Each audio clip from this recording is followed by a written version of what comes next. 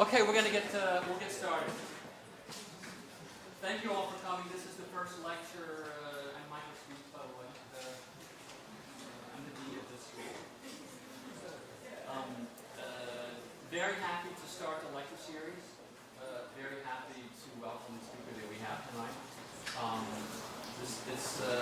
The poster is literally at the printers. It should be delivered Thursday, so we'll have it up.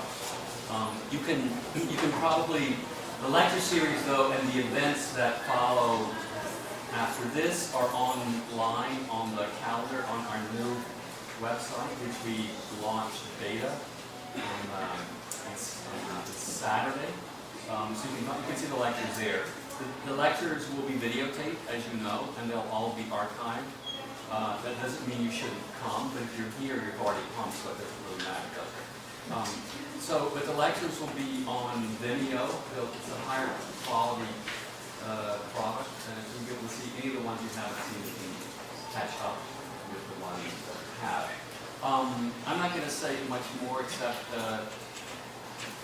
we're very happy to have Thomas Kelley here, both as a speaker tonight, as a lecturer. It would have been nice to have him in the lecture series no matter what, but we're even more lucky because he's there's some seats down in the front row here. You can come on down and sit with the speaker.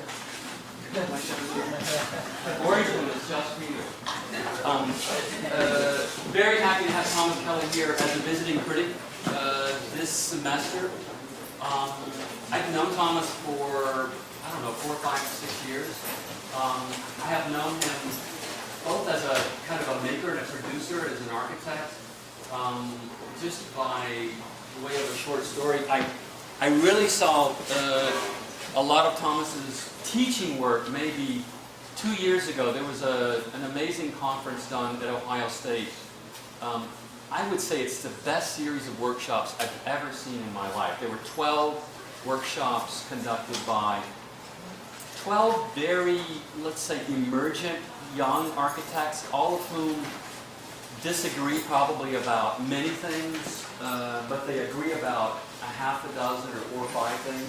And it was around those 4 or 5 things, I think, that this conference and this set of workshops was constructed. It was called Possible Mediums, and we're going to do another version of that in New York City, the 7th and the 8th of November.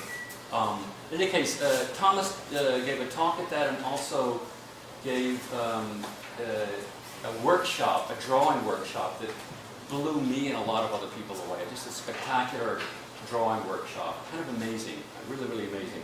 I think Thomas's work, and in fact it's the case, I think, with a couple of our visiting critics, and it also is the case with a number of our new faculty, is part of a, I think, a really, really interesting emerging generation of architects, many of whom have been trained in the digital paradigm, but who are, let's say, reconsidering it as a singular and only kind of way of designing and thinking.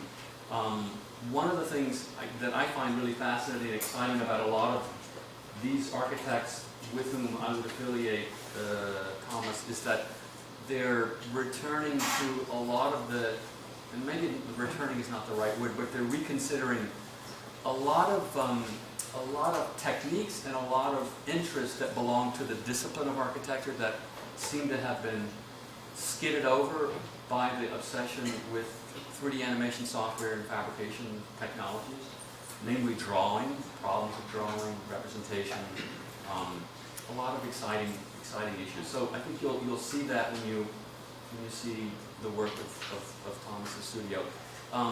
Thomas is part of an office that's very confusing, because you might think his name is Norman, because his office is called Norman Kelley, but his name is Thomas. So he has a partner whose name is Norman, but not the first name. So he'll tell you more about that. But this is his firm, Norman Kelley, recently formed, very exciting, 2012, Brooklyn and Chicago. Thomas teaches now, in addition to here, at the University of Illinois Chicago, and a lot of interesting people there. There's a lot of interesting stuff happening there. Some of this kind of work that I've been describing, I think, has been developed there. Thomas, like some of our faculty, two of our faculty, or a couple of our faculty, is a graduate of the University of Virginia, the School of Architecture, and Princeton University. As I said, he's been teaching at the University of Illinois Chicago. Most recently, he was a fellow at the American Academy, like these same faculty, sort of kind of mirroring each other, or tripling each other. Just returned, he was there last year studying at the American Academy. I suspect he's going to show some of that work. I'm not going to say anything more. We're very happy to have a nice crowd for the first lecture. The series will go on every Tuesday. Let me just make one quick announcement and say that before I welcome Thomas and ask you to help me thank him by clapping. This Friday, we're going to do another event related to this called What the F? UNDEMENTALS, What the Fundamentals. And we're going to have two faculty make a presentation about issues that are relevant to contemporary architecture, especially in light of the Rimsfield House curated Venice Biennale from this last summer, which is called Fundamentals. So we'll have two faculty. You'll see some posters going up around the school. Two faculty present, two faculty respond. You are welcome and to ask questions and provoke discussion around these issues. We think these are really incredibly important and relevant issues in architecture today. So we'll have three of these faculty discussions with students questioning and others. But I think this lecture is part of the questioning that will occur in this first Friday afternoon session called What's the FUNDAMENTALS. So you'll see those going up Friday at 5:30. But for now, join me in welcoming Thomas Kelley to Syracuse Architecture.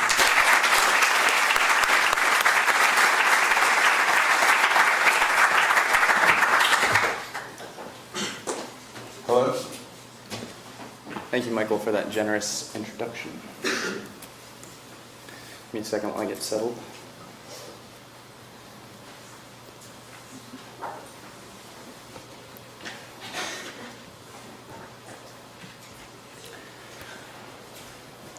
So, yeah, the lights are fine. Yeah, actually, maybe we take them down a little bit.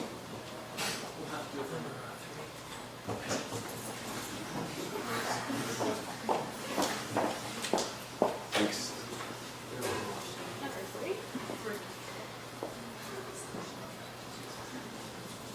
So it's a true honor to be here among so many respected colleagues and friends. That's your cue. Almost there. Yeah. Sorry. Light show. It's okay. It's the first lecture. But I'll go ahead and fill some of the dead air with an explanation of our name. In addition to teaching, 2 years ago we formed myself and a partner whom I met and began working with a long time ago at the University of Virginia, Carrie Norman. It's actually the dumbest name we could come up with. It's literally just our last names together, but as we hand out business cards, it starts to sound like trying to confuse the person I've met. So I often get emails saying, "Hi Norman, it was very nice to meet you. Maybe we can get together sometime." And that's a treat. So I guess Thomas is more of our intern / receptionist. I just flew in from Chicago this morning. Last night we had a really phenomenal lecture at UIC. Florian Eidenberg, if you're familiar with his practice, gave a really incendiary talk, and it's seeing that kind of work and seeing that kind of practice develop that really puts you in your place, I think. I think Florian has it's so much good and great work that I kind of feel like Iggy Pop and the Stooges opening for the Rolling Stones. Like, you only have enough work to really fill like 20 minutes, so you're just going to play it over and over and over again. So if I go on just too long, just please raise your hand and tell me to stop. You okay with the lights? Yeah. Everyone's fine with this. You can see this, That's right? better. Yeah. That's progress. Just Okay. can you do that again? That's better. More. Yeah. One more. Keep going. Oh yeah. Yes.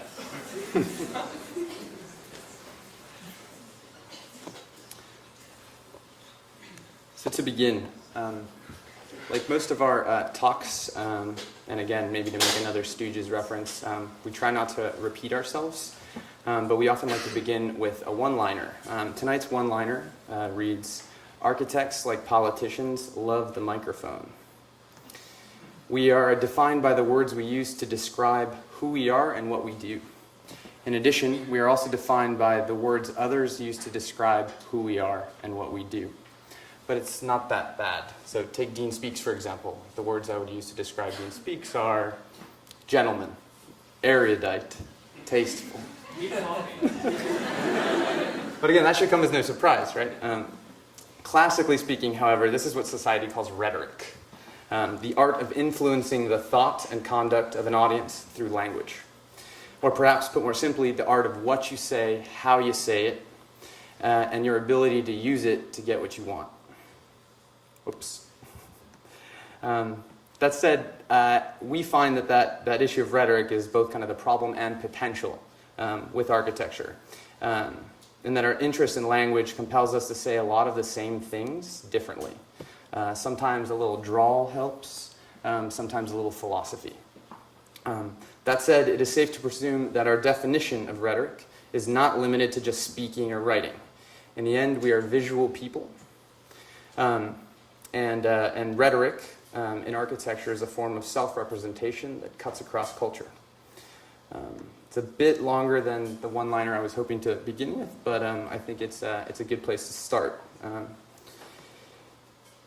So over the course of the past 2 years, as Michael had mentioned, Carrie and I started this practice 2 years ago, and with that, we've kind of been on the road, still today. She works out of Brooklyn, I work out of Chicago, and most recently, at least in the past 2 years, I've taken on 2 fellowships that have put me in Buffalo and Rome. So our rhetoric has been shifting. And tonight I'm hoping to kind of marshal that a little bit more closely. So about 2 years ago, I was awarded the Reyner Banham Fellowship at the University of Buffalo. That year, the word was error, or rather the difficulty we have in defining that term in architecture. Is it glitch art? Is it about amateurism? Is it about a total disregard for tolerance? Or is it an ethical question? So I got together some friends from New York, from Buffalo, and Chicago, and asked them to define error. And we held a one-day symposium. Everyone had their say, and what we realized is that one word means a lot of different things to everyone. Just last year, there was Rome. I wrote a proposal that awarded me the Rome Prize titled The Economy of Illusions, the same title on the studio I'm giving this semester. The game plan last year was to understand how we architects got so removed from the art of looking closely and into close reading. So I thought illusions, or deception rather, would be a way to help me understand it better. So I gave a talk last year at the American Academy titled Look Now, where there was a sense of urgency in describing these games or these visual effects that absolutely required the cultural baggage of kind of cliche visual gimmickry like trompe-l'oeil or forced perspective to produce fast cultural and architectural effects. I guess I thought that if it had worked for Borromini or Bramante or Peruzzi, that it could work for us. So here our rhetoric again got a little fatter. So words like deception, gimmicks, illusions, and so forth started to fall into our way of speaking about the work. Most recently, the buzzword has been magic to describe what we do. So just last month, or actually not last month, but in June, we were awarded the Young Architects Prize by the Architectural League of New York, where we opened for Michael Young and Kuta Nayara.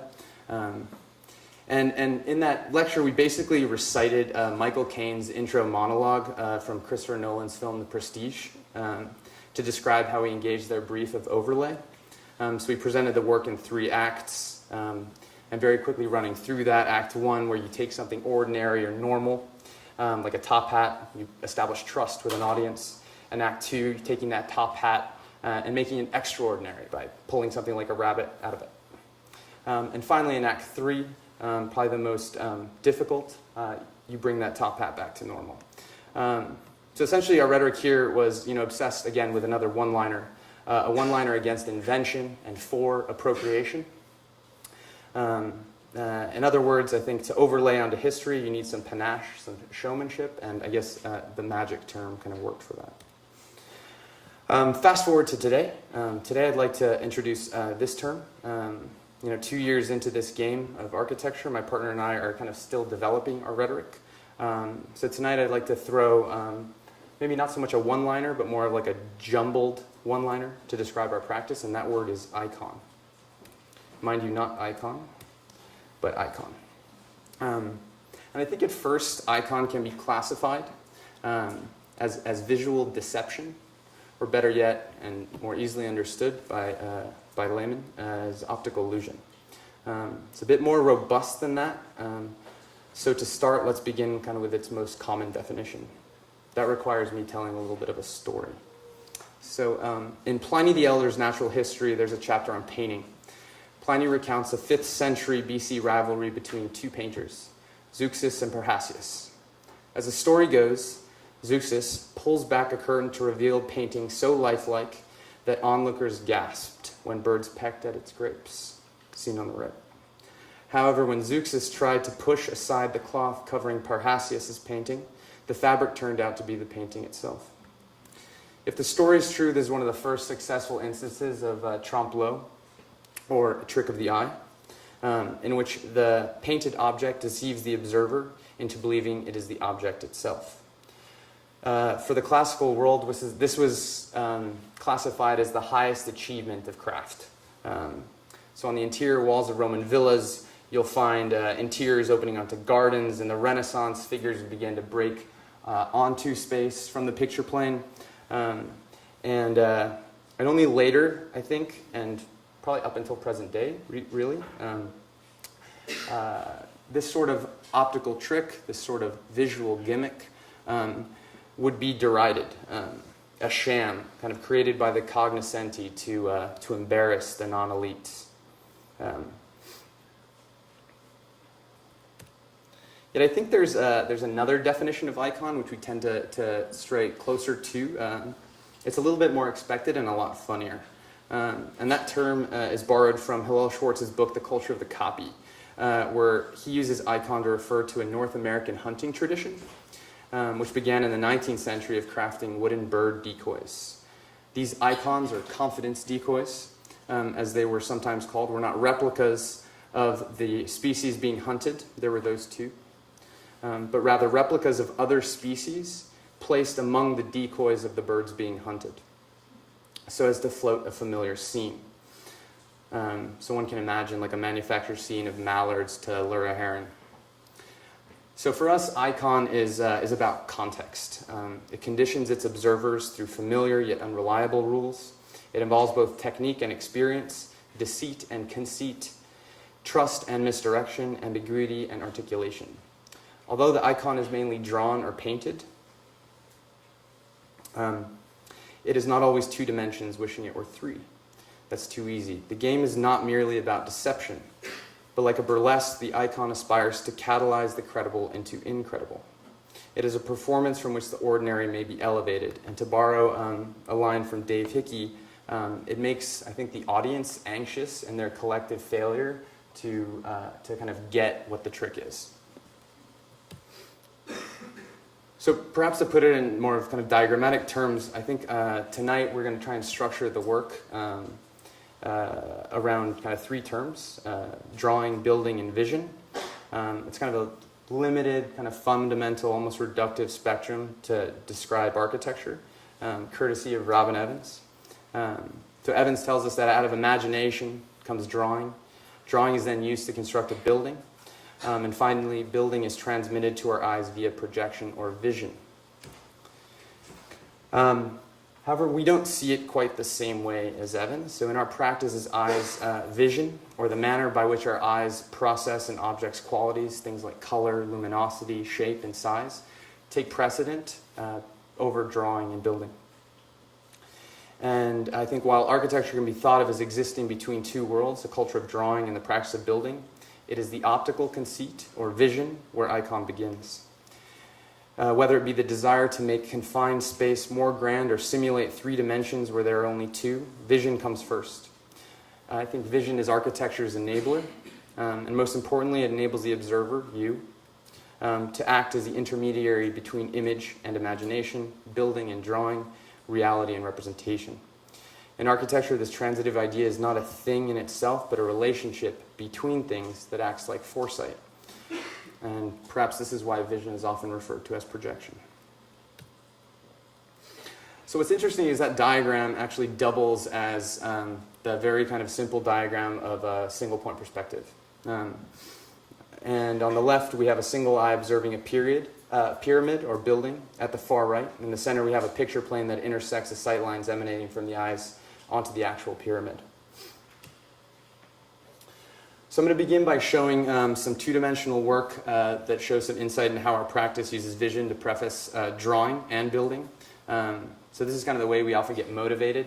And while these also double as drawings, we tend to think of them more as eye exams, as a means of kind of conditioning and observing how an audience reacts to a set of stimuli.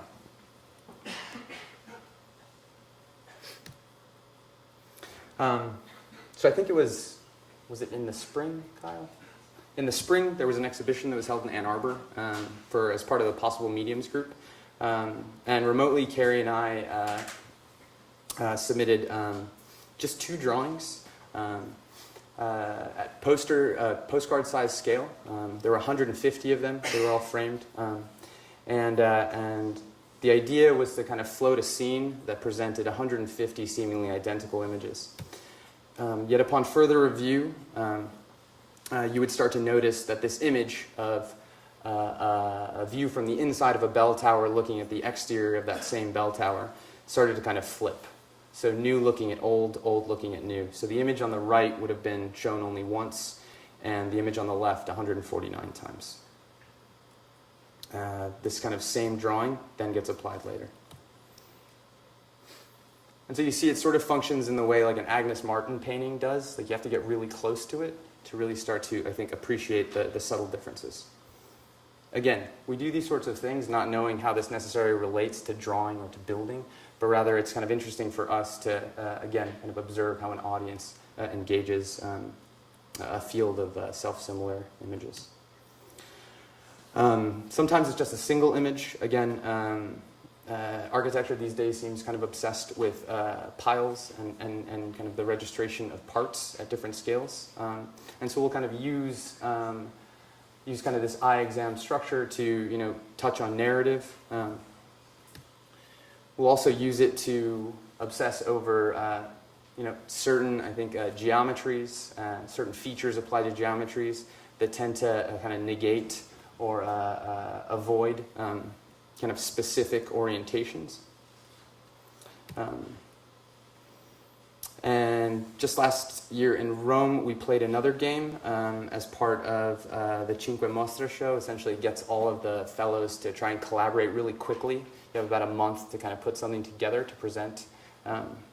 And one of our contributions to this show was kind of a revisit to John Lloyd Wright's 1920 patent drawing for the Lincoln Log Cabin. John, you may know, is the son of Frank Lloyd Wright, yet not too savvy of a businessman. He actually sold the patents before he made any money. So that said, we obsess about patent drawings, but that's also going to be kind of another note. What was kind of fun is what we really wanted to touch on was scale and how an audience kind of registers scale. So the drawing was actually kind of designed, it's an exploded view drawing, kind of another one of our obsessions. But more interestingly, it was it was scale that interested us. So as we know, drawings are typically conceived to be printed and shown at a certain scale, and this drawing was done to be shown at an A4, just shy of a letter size sheet. It was framed, hung in a gallery with other forms of art. And then just next door, we blew up that same drawing to about 100 A4s to really start to study kind of the effects of scaling up that have on kind of a two-dimensional image. And so the things you start to pick up on are things like approximated geometry as you get closer, things that would kind of blend into kind of a smaller scenario. Pixelization, obviously at an A4 scale, certain things can't scale up, but you do try to kind of accommodate it, so you do have this kind of splicing of high resolution and low resolution. And so we'll kind of take those observations, let's call them, those eye exams, and try to funnel them into kind of this next stage, a stage of drawing. And recently we've been getting asked to do drawings, both for publications and for some exhibitions, so I'll show you some of that work. But I think it's important first to kind of understand the distinction between what we were just looking at and kind of the drawing. Kind of the stiff, I think, like British Oxford Dictionary definition of the drawing defines it as a protocol, which I think is kind of funny, by which an image is projected onto a planar surface. It's as simple as that, and it can splinter into two styles of projection, right? Flat and perspectival, or parallel and convergent. So it's really easy, I think, to begin to, reappropriate kind of drawings conventions. I think the rules are fairly simple, and we try to, couple those rules. Similar to a way, I think, like a skateboarder has to, produce a medley of tricks to kind of produce a sequence. And we try to kind of embed as many of those, tricks into a single image. So this is a set that we did for the most recent issue of Log.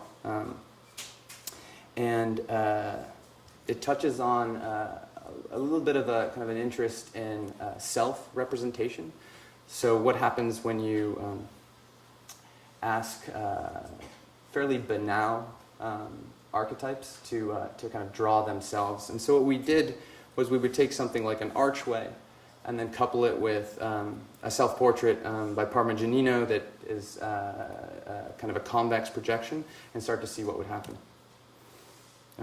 Again, kind of repetition of the bell tower here, seeing Cambiaso's portrait of the painter painting a portrait of his father and starting to kind of reread into that image, essentially as kind of the same type looking at itself at two different states of time. Or this one borrowing from Piero's The Resurrection, where we have not a two-point perspective, but rather two one-point perspectives coupled. So you can see a vanishing point falling on Christ's face and a vanishing point falling at the center of the sarcophagus. To the left, you see Piero della Francesca's face mapped onto the sleeping soldier. And then we'll ask something like a turret to essentially draw itself, and then we find out that it's kind of exploding from the page. And these, to us, are kind of exciting revelations that come from borrowing from the optical cues of these kind of Renaissance paintings. We'll also begin to splice, I think, again, similar to the previous one, like time period. So this is one drawing from a set we did for the Venice Architecture Biennale. We were approached by Ignacio Galan to produce a set of drawings to help him introduce a study he was doing on Cinecittà, or Movie City, where Fellini shot a lot of his films.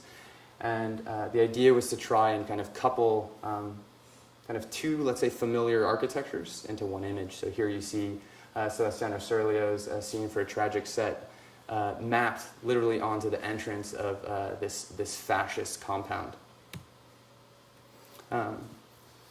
As Michael was mentioning, we do take on drawing workshops, and I think we do obsess about breaking convention with drawing. And so this is some studies that students at Buffalo would do, where all of these kind of forms are still a cube, but rather similar to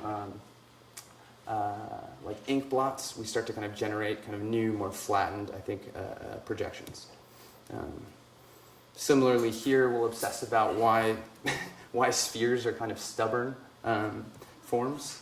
or we'll even take on more canonical sets of drawings and begin to really kind of do some analysis on them and find out like why we love these things so much, right? You know, for a set whose maker doesn't really explain them in too much depth. You know, so these I think, like for example, like this set, obviously Micromegas, riddled with a lot of doubt, a lot of error, a lot of rule breaking.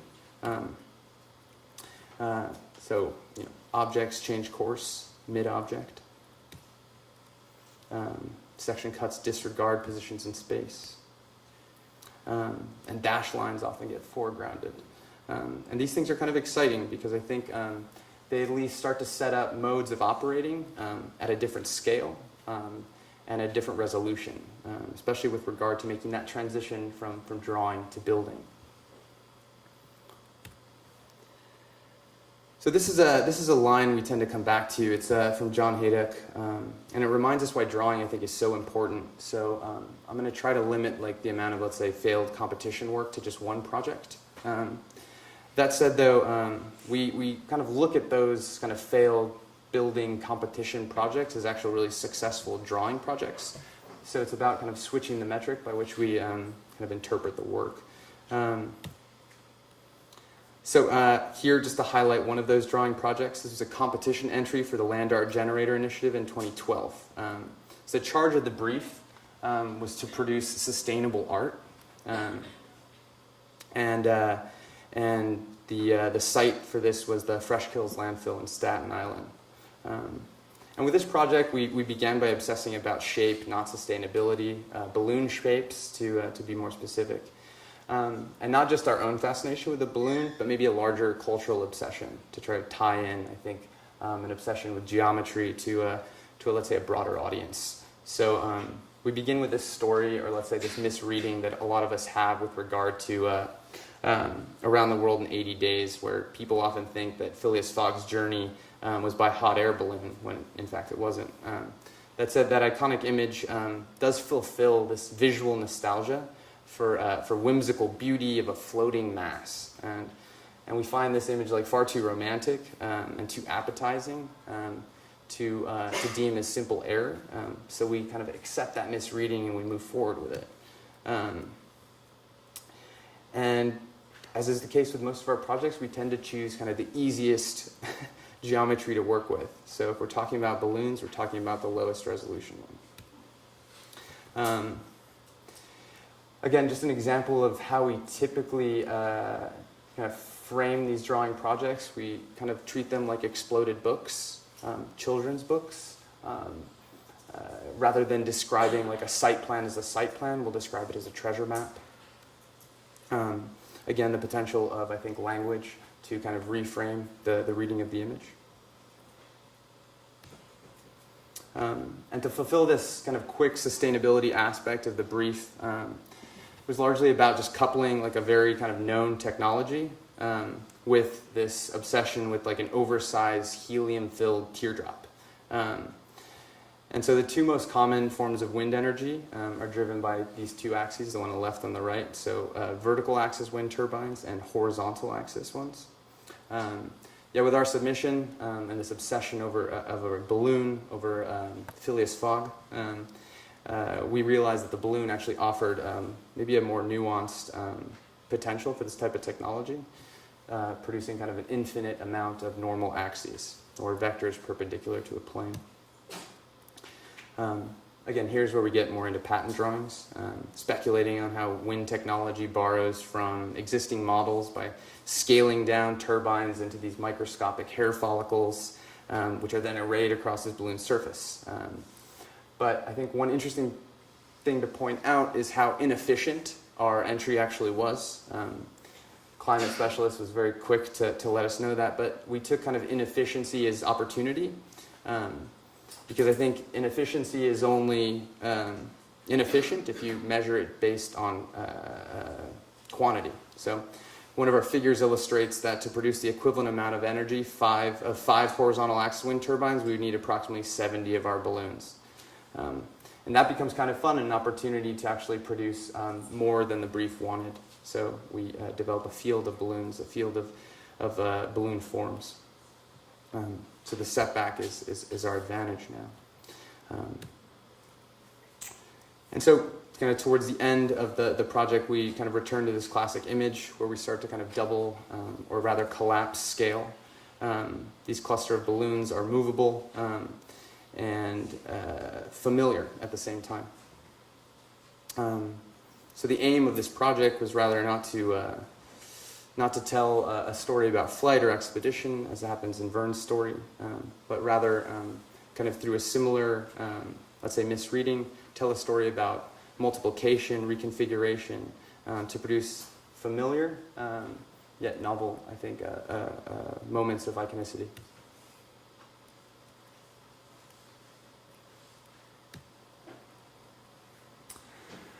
Okay, so as a practice that only has about 2 years under its belt, building is a fuzzy term.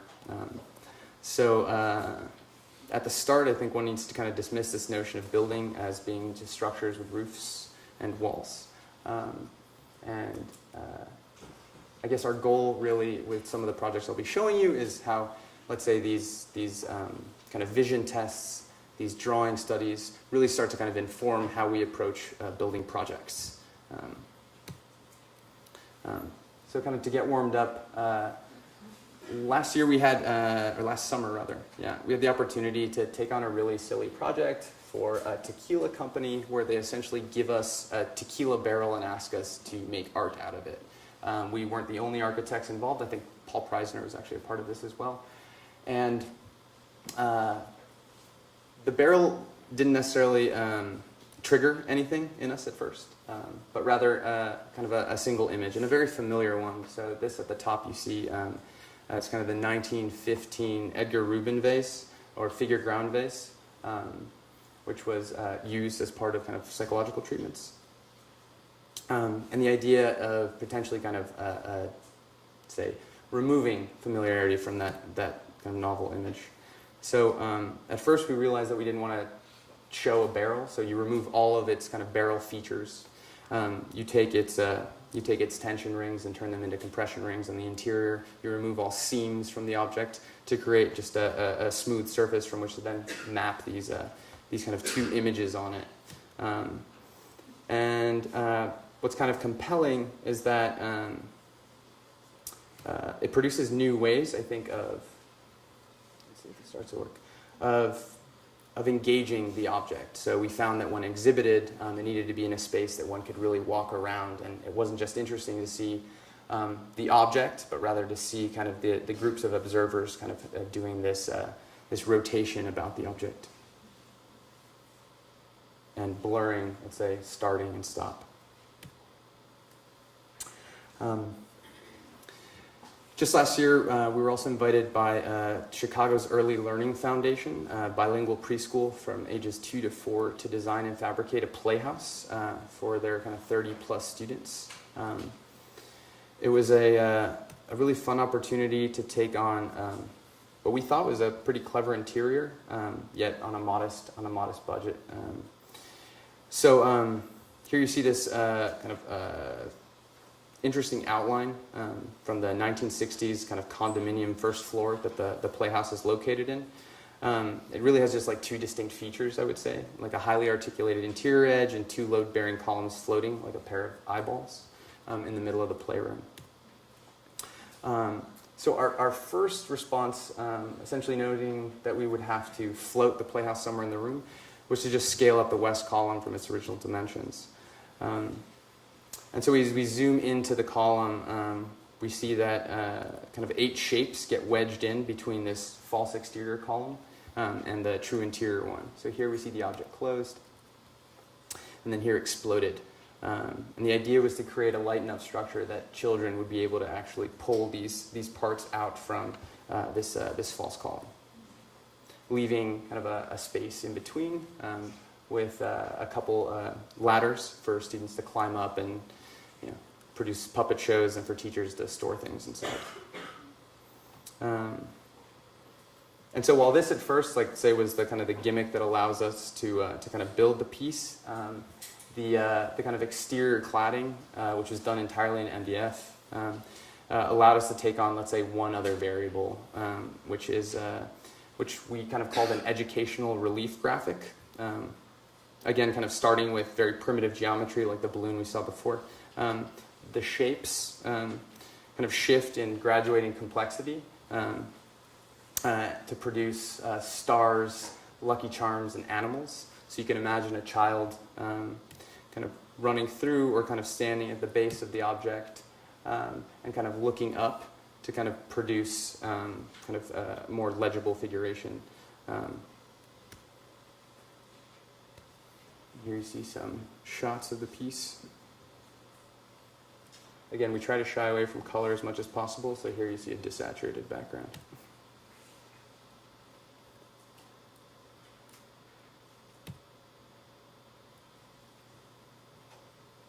It did become a really kind of fun environment. Again, we were only asked to really produce a kind of a single playroom environment, yet with the objects being allowed to be pulled out, you end up getting this this really kind of mobile and light series of the play configurations.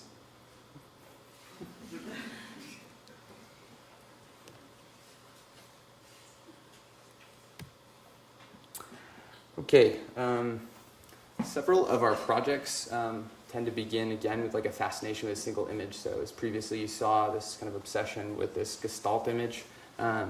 This is where a set of chairs we designed and constructed along with Reeves Rash from Kentucky. This is where this project essentially started. Essentially kind of Carrie finds this image and tells me like there's something really fascinating about first kind of its low resolution quality, its top view orientation, and the fact that this continuous bow-back American Windsor chair is missing a spindle, kind of like a gap tooth. So at first, I think that chair is quite forgettable. You know, we may have seen it like in our grandmother's kitchen.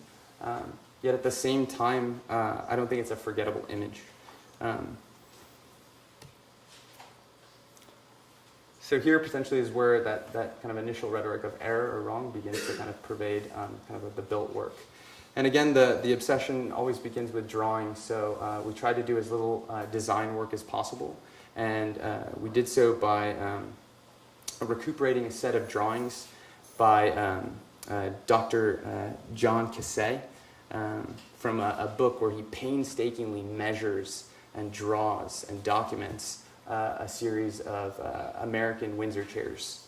And I should also preface this section by saying that we're not furniture designers nor inventors. So borrowing from Cassay was kind of very important to the process. So the 7 chairs we ended up selecting from probably a collection of 50 were chosen for their similarities as much as they were for their differences. And we quickly realized that however different they really were in their construction and parts, they're actually quite repetitive and dumb. So structure and support both collide into the same horizontal datum each time, or the seat. And in addition to kind of previous kind of drawing studies, we tend to limit, let's say, the appropriation to a single view. So we tried to always look at the chairs in orthographic. So I know some of you are taught that bad practice for 3D modeling is to keep your eye fixed on one view. That was one of our constraints, actually. And so the idea was to produce kind of a novel set of front elevations. And I think from this view, the chairs start to taunt the viewer to take a second glance by exploring certain visual boundaries like anamorphism, like trompe-l'oeil, and forced perspective. And then we are quick to realize, though, as much as the chair type becomes a control, like so does the vantage point. And we'll get into that in a second as we start to break down, let's say, each individual chair really quickly. But this is the most exciting part, I think, kind of similar to the kind of quick barrel experiment when the drawing becomes three-dimensional. And the idea, I think, with most of our projects is to preserve the same attitude that kind of exists with that drawing in the kind of final pieces. So upon further review, you'll find my handwriting all over the chairs, as much of it was done kind of through kind of manual drill pressing.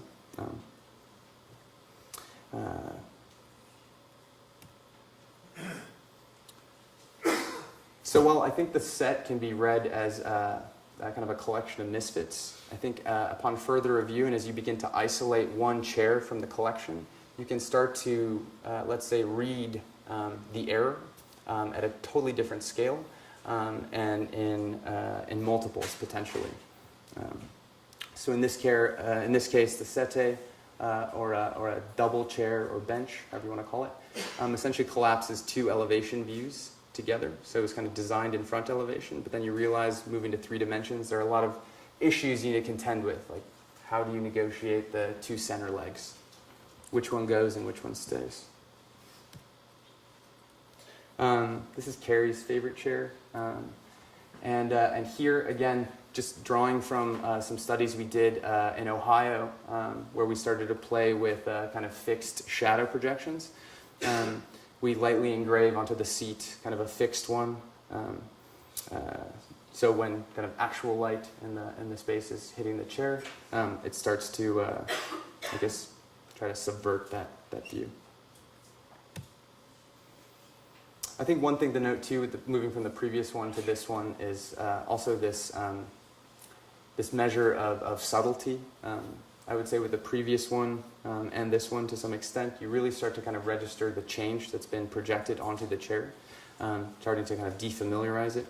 And as you move about this chair, this is kind of one of my favorites, you realize the scaling up of those 2 side spindles is actually a distraction, because the game that's actually at play here is the kind of near symmetry that happens when you're looking at the chair frontally to when you kind of move about it. And you start to realize again that these aren't structural elements at the bottom. A stool where we have a kinked leg, kind of like a leg, breaking free from a dress, and an approximated seat. So again, this obsession with approximation that maybe you would have seen in that Lincoln log drawing gets projected onto a seat, and you realize that it has tactile ramifications, right? You get a smooth side and a really hard side. And it kind of unhinges you. Although the chair is balanced, you sort of feel unbalanced sitting in it. Funny enough, this was the chair we had to do the least work on.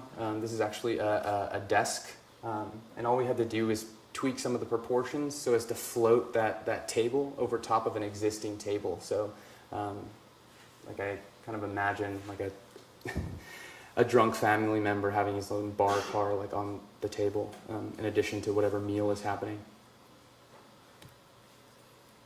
The kind of dangerous high chair.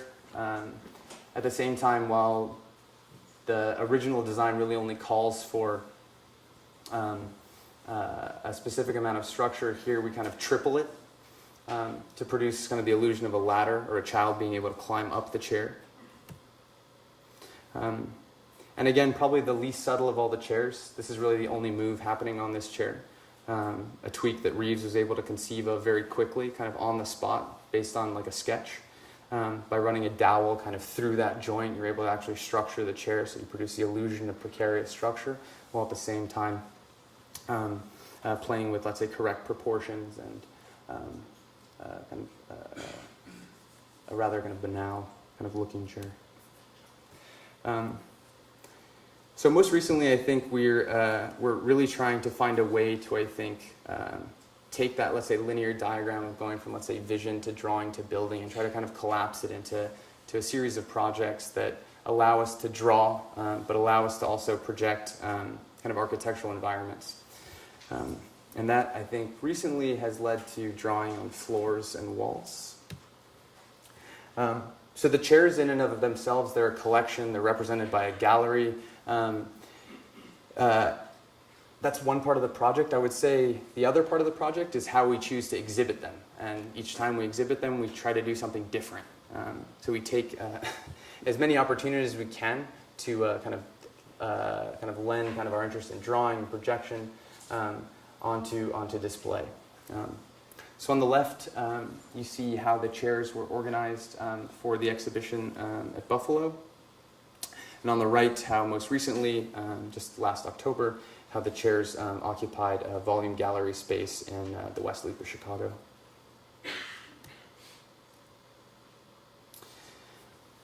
And so we quickly found out in Buffalo, you won't notice now because I won't show you those images, but the room these chairs were exhibited in pretty much looks like a trailer.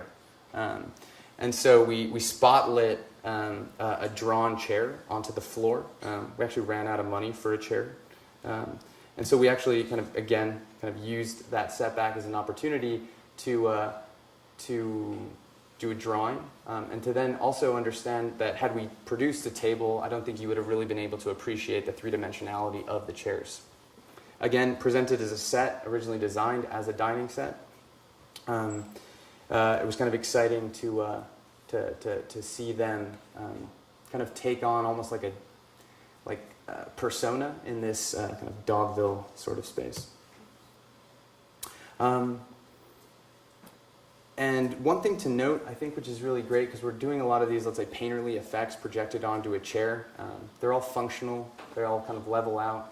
And the moment you sit in them, with the exception of, let's say, the stool, that canvas gets obstructed, and the game kind of fades away. So in many ways, that's where the magic gets kind of revealed, where we return back to normal. And that, for us, is kind of the most exciting part, because we're kind of removed, and, let's say, the history of that chair is pushed to the forefront. At Volume Gallery, again, here we took on kind of an awkward space. It's a really lovely space, but it was kind of difficult to choreograph the chairs and do something different than just having them around a table, be it three-dimensional or two-dimensional. So we kind of drew our own white wall gallery inside of the space to kind of orient views, orient circulation, and to produce this kind of illusion of a white wall kind of scenario. Even some steps to kind of move up. There's Carrie. And this was kind of fun too. I mean, the idea of curating a space using kind of two-dimensional graphics on the floor. Again, in both instances, we're really just taking, Home Depot white vinyl tape and kind of drawing. Really quickly, again, a dress rehearsal for kind of placing these chairs in kind of new context. The Parsons Gallery, or the Aronson Gallery at the Parsons School last June, we pretended that we were in another gallery altogether. And so we projected the large trapezoidal window that faces Madison Ave from Breuer's Whitney Museum onto the wall. And what's kind of great is, yes, the shape is kind of fascinating, especially the real one. But rather the elevation that you're looking at on the other side of Madison Ave is kind of banal. And that's actually the most, I think, prominent feature of that drawing. So in many ways, it was trying to kind of replicate this scenario. And here you can kind of see how we, kind of structure the viewpoint relative to the chairs and really start to kind of collapse it. And it was a technique that we that started in Rome when Carrie came to visit me for 1 week. Rather than show her Rome, I just showed her a hallway. And it took us about 8 days, but we ended up producing like a painstaking graphic onto this 100-year-old McKim Mead and White building. So real quick, just to kind of orient you. On the second floor of the building, there's a 32-foot wide corridor that runs a length about 100 feet. And it divides a set of 9 scholars' offices from the Academy's double-height library space. So again, here you can see that section. Basically, this is the 2 spaces we'll be looking at for the next 2 minutes. You have a very long corridor on the left, and then you have a double-heighted library space on the right. And so the idea was to try and collapse these 2 spaces. Believe it or not, that hallway was actually kind of in the original plans of the building. It is not an afterthought, although it kind of looks like one. And just beyond to the right of that wall, of that hallway, you look into this space, which is a really kind of exquisite and ornate, I think, interior. So similar to what my students are working on right now, the idea was to draw directly on the wall and to kind of simulate a view that should potentially exist, but does not. So this is the view one would have if those 5 archways, the kind of positive space in between them, were removed, and very kind of simple one-point perspective technique where essentially the corridor wall becomes the picture plane. So here is kind of that collapse of drawing and building into one project. So this is the actual drawing. It measures about 32 feet in length, and it's about 10 feet tall. And as you can see, all of the detail really happens on the right-hand side of that projection. Again, like I mentioned, it's a really painstaking process. It involves drawing it about 3 times. First laying down like a layer of graphite paper and tracing your kind of digital drawing over it with a ballpoint pen, then going back and calling out depth using ink. It's a very physical process. Here you get. It's also, in addition to being a physical process, it's also a difficult one to photograph. And you start to kind of take liberties with how you do this. So this is all done by hand, I mean, using straight edges, but there was no complicated mechanical device that we introduced to draw curves. We just dashed them, realizing that from a peripheral kind of gaze, those dashed lines would transform into thickened ones. I should mention that it is the view of the Arthur C. and Janet Ross Library without books. So that was the one thing we didn't add. I had the graphic designer Stefan Stegmeister come by, and that was the only thing he wanted to talk about was like why you didn't add the books. It was kind of annoying. It's like, but there's so much else there. So this is a fun project. Again, I would say starts to, collapse these kind of this double interest in drawing and potentially moving into 3 dimensions. Unfortunately, it no longer exists. So it also, I think, lends itself to the kind of lack of preciousness that one tends to attach to drawings, but tends to kind of attach to buildings. And I'll just kind of end on this project. It's titled "The Dome Observed on Its Side," and this weekend, if you happen to be in New York, you should drop by the Williamsburg Savings Bank in Brooklyn. So for the Architecture League of New York's Beaux-Arts Ball, ourselves, along with 8 other architects and designers, have been asked to produce a drawing that will eventually get projected onto the interior of this Beaux-Arts Savings Bank. Really phenomenal, like immersive environment company, Nuit Blanche, New York, kind of known for really large-scale building projections. They've done some really nice ones for like the new museum. We'll be kind of taking care of the technical aspect of this. That said, really the brief is really simple. They basically ask you to find an element of the building that you really like and to project it back onto the building. So it can be any sort of decorative motif that touches on the brief of craft. And so really simply, we kind of just obsessed about this, the kind of the main dome. Again, it was a late 19th century Beaux-Arts building. Really just defined by a really ornate fresco on the curvilinear piece and some really nice circular apertures that kind of run around the space. So the eventual projection will happen just on this archway and these 2 pendentives that run its sides. But really quickly, I'm just going to show you some of the kind of examples we're running through as we kind of finalize the project. And so we have a really kind of dumb idea, and the idea is to really simply play with focal length to project back and resolution.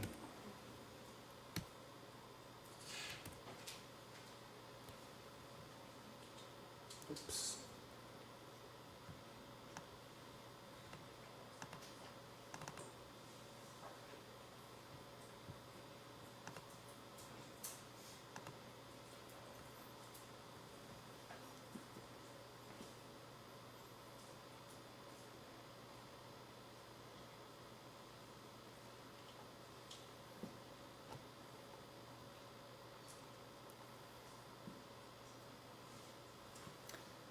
Thank you so much. I didn't repeat myself too much. We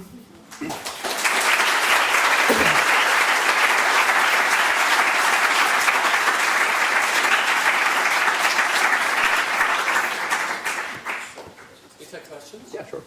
So I think Thomas will take some questions that you had. You'll have to ask yourself. Question.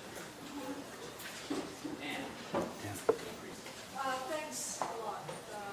Lot to enjoy there, I think. I want to go back to the chair project. Sure. And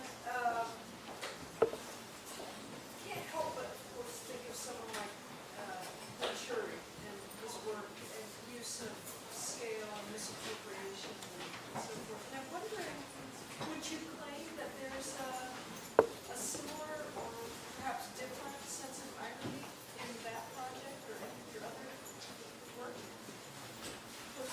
No, it's identical.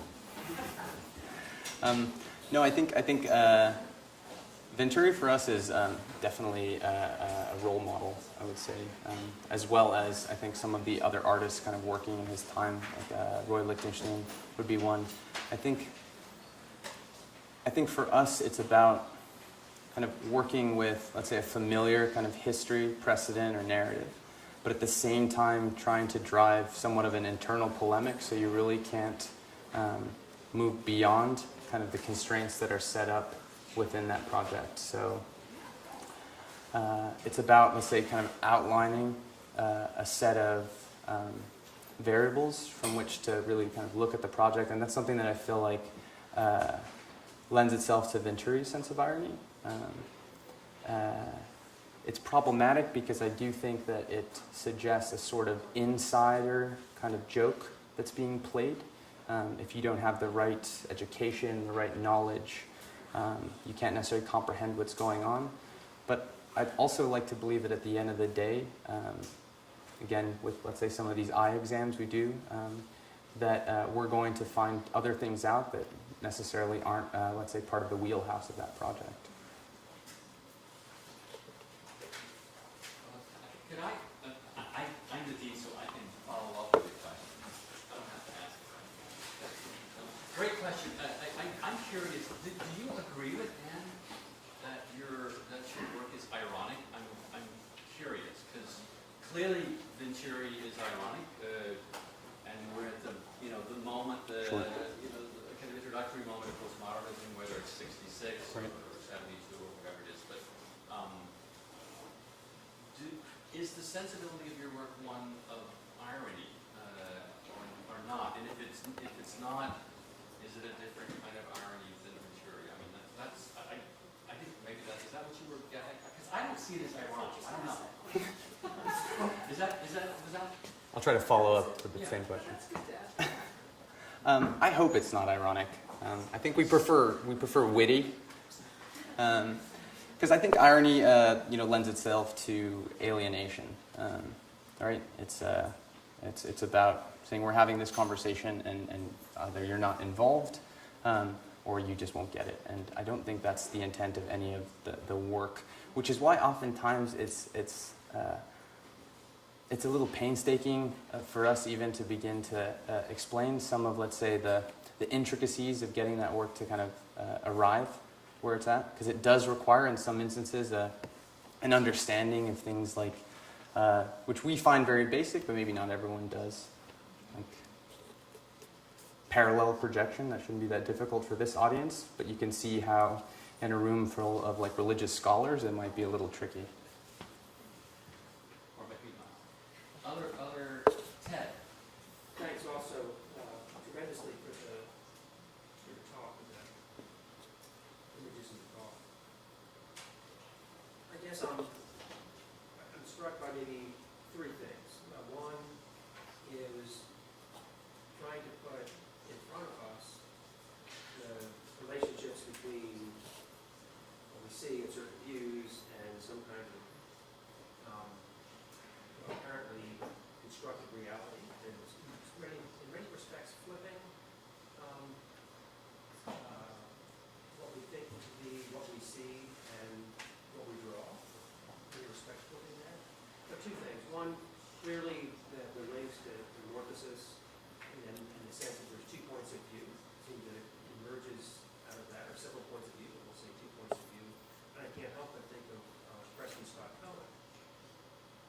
very, very differently at one level, but I see the work as being affiliated, and I don't know if you do, in the sense that, and I like very much your diagram of vision growing building, and I think of Scott Cohen really dealing with, as you do to some degree, projective practices. But his is a kind of internal logic and the problems of projection in a way, trying to find space in conventional perspective to ultimately produce something that will appear distorted. Where I feel that yours very much starts with vision and a crisis of perspectival vision and two-dimensional representation. But I guess I'm interested in how you construct your relationship to Scott Cohen. Not thinking of Scott Cohen, a little while ago. Sure. First of all, I would say that President Scott Cohen is a far more accomplished geometer than we will ever strive to be. At the end of the day, I think to comprehend most of the things we're doing, you just have to have a very dumb understanding of one-point perspective. So again, it's about, trying not to alienate an audience through, let's say, the terms by which you should kind of appreciate the work. That said, though, we do have a kind of a large interest, I think, in, let's say multiple vantage points or the kind of opportunities that things like projective geometry offer. But in some ways, I think, I guess we're trying to really kind of dumb it down to this act of just looking closely, just paying attention. Maybe that doesn't come across too much, but this issue of kind of like pacing yourself through certain works and what arises when you pay attention to certain things as opposed to others. And in some ways, I think the design conceit, let's say most of the moves on the chair, are really to try and orient the view in a very kind of casual manner. If you end up not seeing it, that's fine, right? Not to say that in a Preston Scott Cohen project, if you don't actually see it, it fails for you. It's working at kind of other levels as well. But I guess at the end of the day, we hope that kind of the process or kind of the painstaking series of projections that go into kind of making the thing are integral into kind of getting the thing.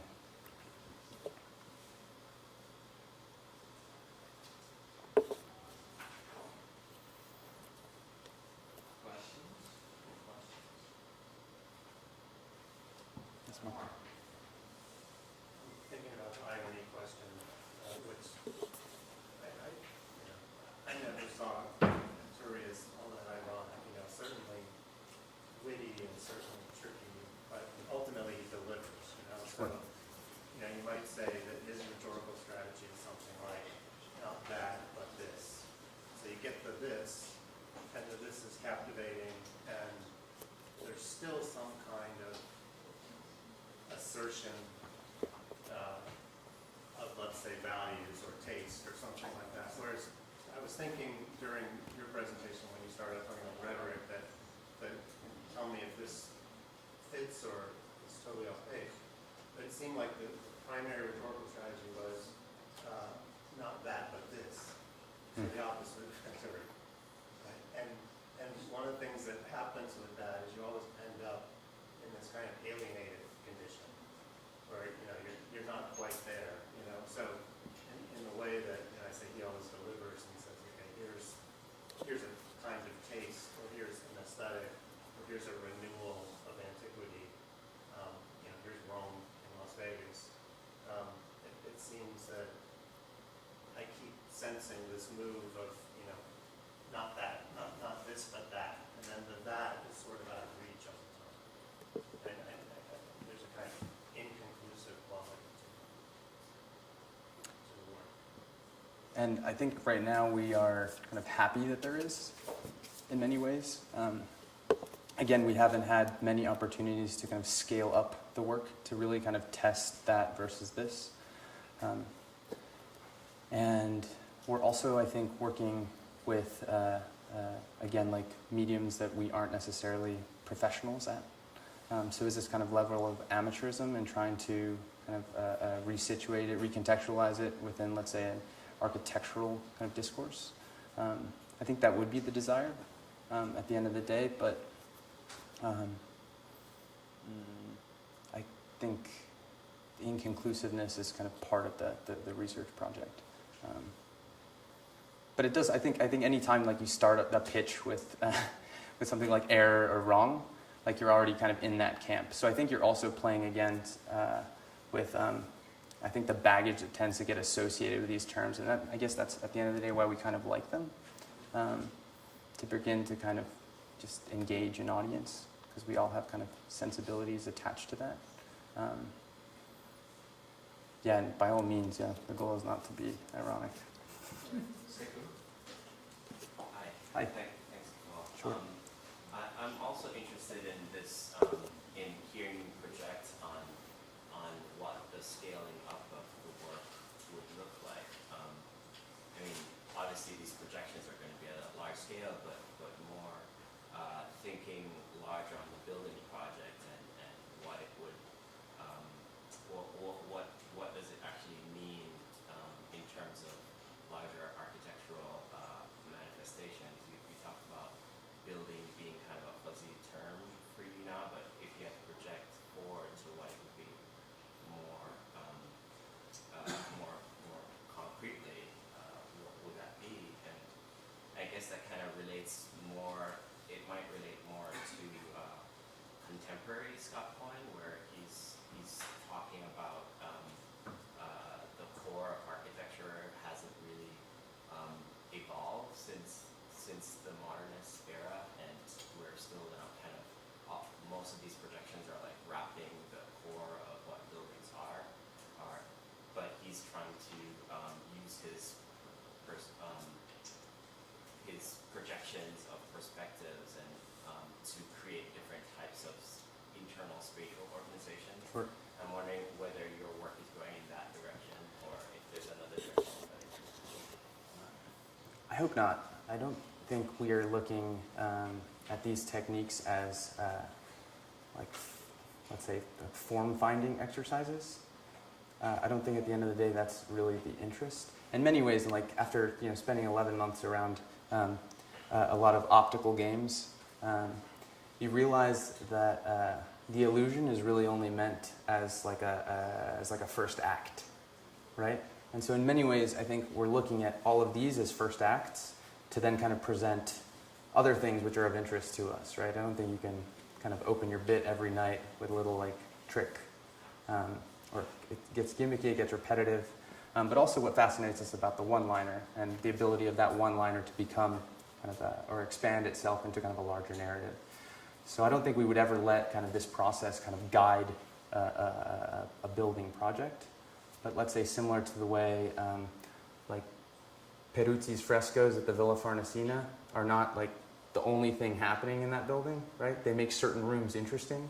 They kind of organize circulation in a kind of nice way by kind of pushing rooms out onto others.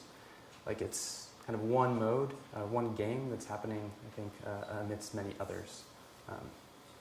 And not to dismiss kind of Cohen's kind of process-heavy, driven form. It's just not the game we're interested in playing. You said that these projects are most successful when people understand the illusion. Are you interested in illusions that people never understand or never have that aha moment? I don't think so.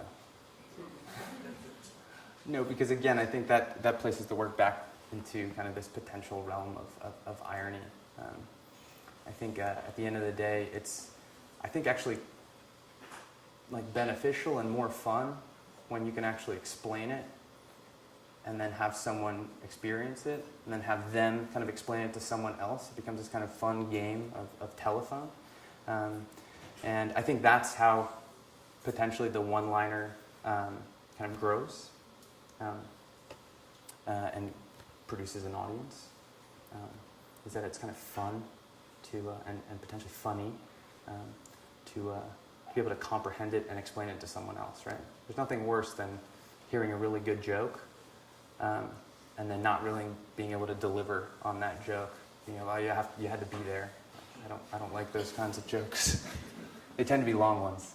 Yeah, completely based on his question. Sure. How do you feel about the in-between, like the accidental misunderstanding before you reach the understanding, or the, I think these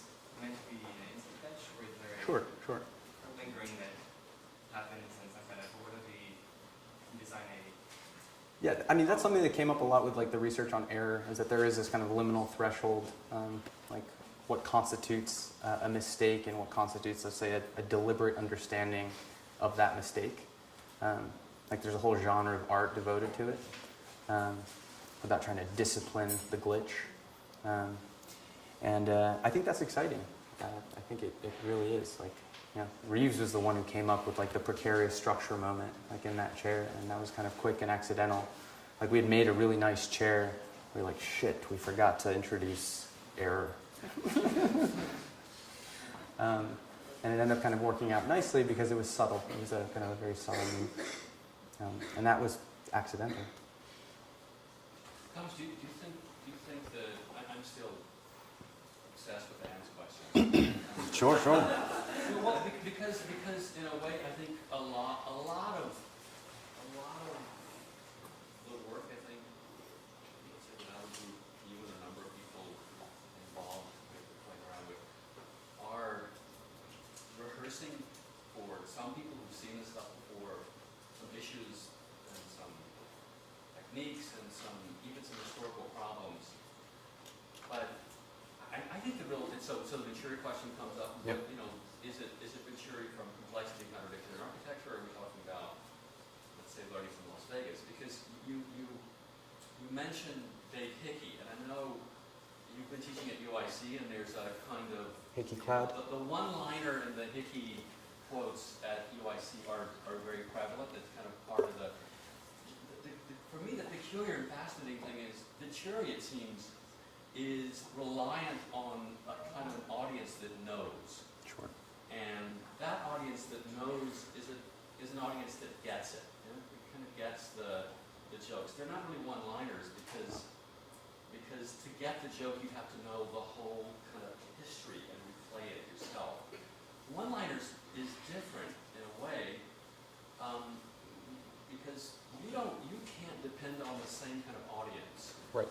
that Venturi depended on. You don't have an educated audience, not here, but in general, to be able to, of course not here, especially not here, but you don't have the same kind of educated audience, obviously, that Venturi can rely on, and that later Jenks and a lot of people could play around with double coding and all that. So, but the weird thing is Venturi starts out with a very refined, high-end kind of approach. You know, complexity and contradiction is, all of the references are to I.A. Richards and to literary criticism, and it's a very, you know, sort of highbrow kind of set of references, and of course it's a very learned book. But ultimately it ends up kind of trying to bring those problems to a larger public by the time you get to, you know, to learning from Las Vegas. So you take a very refined thing and take it out. In a way, you are doing something, I think Mark was right about this, kind of the opposite, in that you're trying to take learned things, or things that you hope people will be learning about, and displaying them in a kind of a pop medium. But the peculiar thing is, the only people who really love your work are the highbrow guys, right? So the American Academy in Rome, the Beaux-Arts Ball. So only the really high-end people get and love what you do. That's a good thing, yeah. But I mean, is that I'm just curious what you make of that, because even the display of the furniture, they're exquisite. But a lot of these drawing techniques and a lot of these perspectival distortions that Ted was referring to in the gallery, I mean, these really look like exquisite pieces in a super high-end gallery, and that's not what you're doing in a way, but that's where they are. So I'm trying to think through the kind of pop thing that's to some degree been going on at UIC, the Hickey thing, where that sits in relation to the Venturi thing. I know Sam Jacob is there a lot, and there's a lot of postmodern. I'm just curious, where do you sit within that group or set of problems? Thanks, Michael. I appreciate that observation. I think, well, first and foremost, we tend to shy away from this kind of black-white, highbrow, lowbrow distinction. I know that's potential that comes across when you take something like a Windsor chair. You put it in a gallery, but not all the time. Right? I think there are kind of instances of where those kind of double up, but bye guys.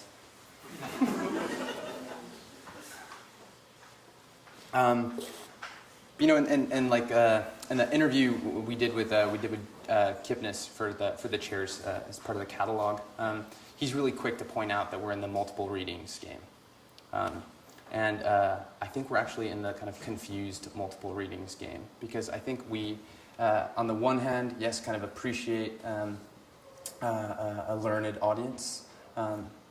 We've found most recently that that they're quick on the uptake, right? And they potentially want more. But at the end of the day, I mean, you know, my father's a very learned man. Yet at the end of the day, he doesn't understand kind of the game we're playing, with a background like in diplomacy. So I think we hope that the project can, I think, jump between the two. And a lot of it just has to do with, I think, this issue of precedent and like what we're kind of borrowing from. So the Arc League, I think, exhibition, or rather the presentation of the portfolio that we had to submit, was an opportunity to kind of review the work and the way we begin projects. And I would argue that most of the starting points are trying to find something so familiar that it cuts across, I think, both aisles. And really that is really the qualification we have for most of our projects is if it's recognizable, then we'll start with it, and not just to an architectural audience. I think we just suggest that, I guess what I was just wondering is, when you were talking about the way that the work is appreciated most is when you can give a narrative about, you know, you can kind of tell the story, the interpretation of the project, and then someone else hears that and tells it to someone else. And so how, you know, let's say 30, 40 years ago, you wouldn't have to tell that story. Sure. The story would be kind of immediately perceptible to a certain crowd. So is telling the story part of it, or is that necessary, or not? Because it's an incredibly rich story once it starts to unfold, and the more expert you are, the more you can see. I think Ted sees things I don't see. You know. Right. Yeah, but seriously. I mean, I think like one thing we found out last year is this issue with illusions is that it is actually meant to divide an audience. It's an issue of control, really, of getting it and not getting it. But I don't know. I think the audiences we're tending to engage right now like it for kind of the elevator pitch quality, but at the same time, it can also expand and become a little bit more robust. Especially as we start to, I think, collapse kind of multiple rhetorics onto one another. Yeah, I don't know if this will be a question as much as it is an observation and a follow-up to some of the questions. I think one of the biggest differences between the work of Venturi specifically and the notion of double coding as introduced by Jens is the multiplicity versus the sequential reading. So for me, in Venturi, there's a conflation of multiple references, some for those in the know and some for those that are there presently. In your case, as it's introduced in the series of acts, there's a kind of, as you said, a familiar component, a defamiliarization of that component that kind of allows that act to be a kind of trigger of an aesthetic or cognitive experience, and then the refamiliarization. And I think that's one of the biggest differences, that your tricks or your games don't necessarily rely on an educated audience as much as they do the kind of here and now and focus on that artifact outside of anything that it may reference. And I think, to me, that's one of the most appealing parts of the project, is that you don't need to be knowledgeable, you can just be present. And in fact, the multiple or the sequential readings actually just reveal different things to appreciate. So one would be the kind of optical effect or the gimmick in the best possible way. But then, like you said with the chairs, once you get it, you can just sit in the chairs and appreciate that you're sitting in a chair that might be crafted a little bit differently, and then change the experience of that chair. And none of that necessarily relies on, as in the case of Venturi, an understanding of how that artifact may have positioned itself in a different context as a precedent. as much as the presence of it at that moment.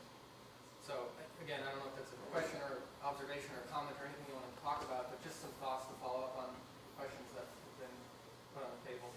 No, I think largely that's the way we qualify like a good audience, one that pays attention. And if we can kind of maintain a certain threshold of attention, I think the project has succeeded to some extent. Because there are nuances that maybe we don't even appreciate. I just wanted to clarify, for me, the relationship with Scott Cohen and the difference is that Scott Cohen starts with projection, starts with drawing, maybe 30 years later, there'll be building, okay, of some kind. I think that yours starts with vision. I think you're very clear in that as part of the project. I feel I'm really Kyle, there's a kind of accessibility because we all confront constantly and every day relationships between two-dimensional and three-dimensional observation. And so I think that, and we've all sort of stumbled and been confused or seen something that appears to be round and actually it's flat and vice versa. So I think we all participate in that. And so I think what you offer is a remarkably precise study of that phenomenon. I think that's where the real value of the work is, and I would agree with Kyle, I think it's accessible to anyone who pays attention. I think another interesting, Denari's work would be another weird kind of analog or similarity. Maybe Denari's work is closer than Scott Cohen's in that sense, because it does move so much between 2 and 3, but it also depends on a kind of a reading of popular culture.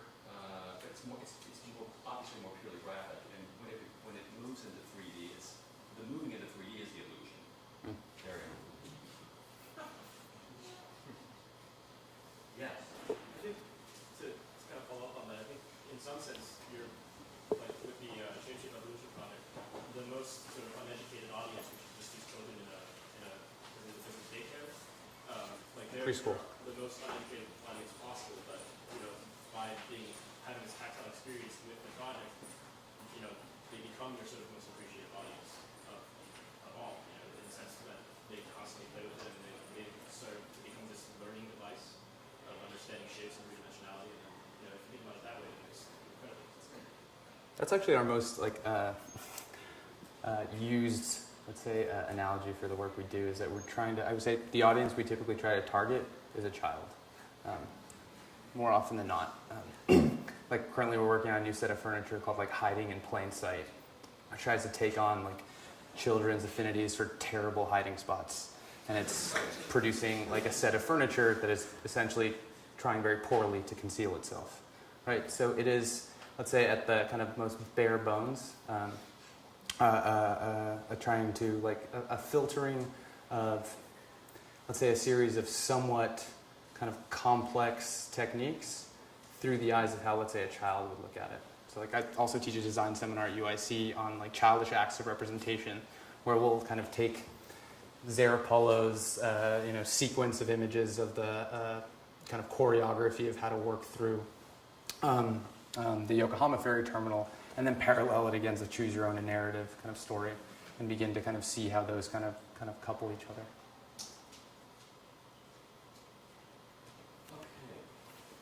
Okay. Thomas, thank you. Thank you.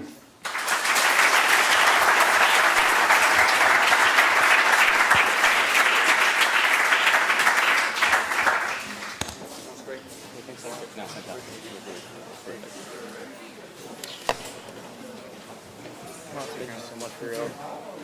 I can just leave this with you guys? Yeah, I don't want to forget that. Put it in its hiding spot.